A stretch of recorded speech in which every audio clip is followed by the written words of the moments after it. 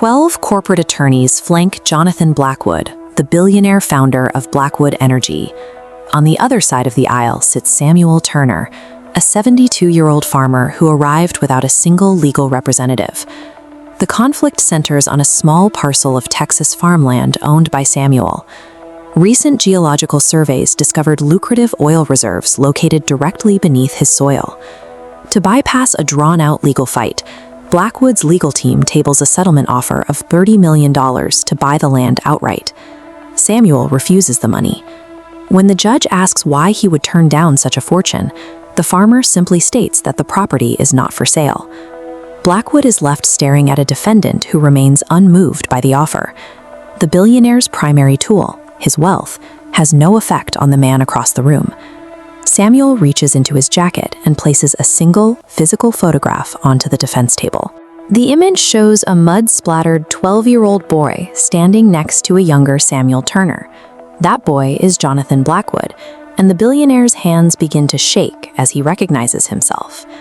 36 years ago, a flood swept through this rural valley. The water killed Blackwood's parents and left the young boy unconscious near the riverbank. Samuel was the man who found him. He sheltered and raised the orphan child on that farm for 6 months before distant relatives were located. He told the farmer he would return to save the land if it ever needed help.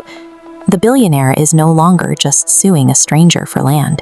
He is suing the man who saved his life, breaking a childhood vow in front of the entire court.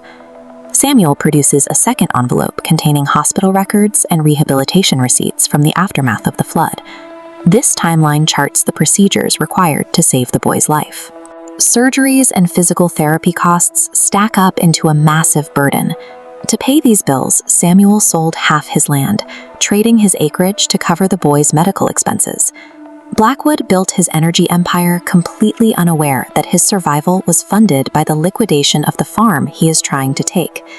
The $30 million Blackwood is offering today is a fraction of the value Samuel gave up decades ago to buy the boy a future.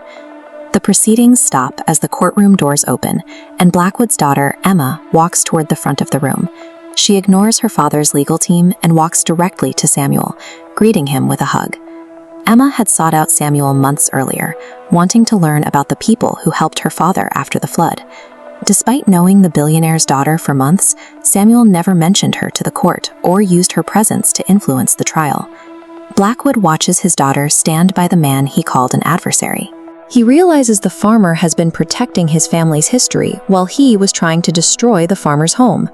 Blackwood stands and addresses the judge, withdrawing the lawsuit immediately. He walks away from his attorneys and asks Samuel if he can return to the farm. A week later, Blackwood is on the property, repairing an old wooden fence and feeding the horses alongside Samuel.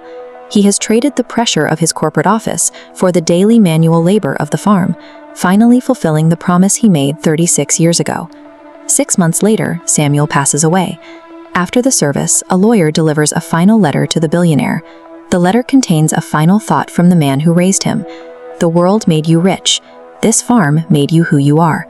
Blackwood uses his resources to establish the Samuel Turner Foundation, a program dedicated to supporting agricultural scholarships. The foundation provides millions in funding to farming families, helping them maintain their land and their livelihoods.